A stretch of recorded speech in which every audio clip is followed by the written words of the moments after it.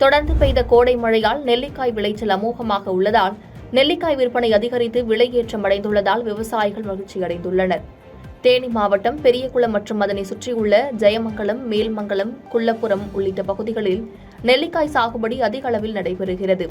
இங்கு விளைகின்ற நெல்லிக்காய்களை கொள்முதல் செய்வதற்காக தேனி, மதுரை, திண்டுக்கல் உள்ளிட்ட மாவட்டங்கள் மட்டுமின்றி அண்டை மாநிலமான கேரளாவில் இருந்தும் அதிக அளவு வியாபாரிகள் வாங்கி செல்வர். இந்நிலையில் விவசாயிகள் உற்பத்தி செய்துள்ள நெல்லிக்காய்களை வியாபாரிகள் 1 கிலோ 20 ரூபாய் என கொள்முதல் செய்து செல்வதால் விவசாயிகளுக்கு நல்ல லாபம் கிடைத்து வருவதால் தற்போது நெல்லி மரங்களை நடவு செய்வதில் விவசாயிகள் அதிக ஆர்வம் காட்டி வருகின்றனர்.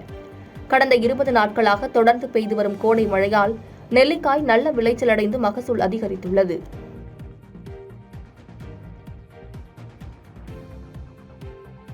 பாதகம் செய்பவரை கண்டால் நாம் பயங்கொள்ளலாகாது பாப்பா.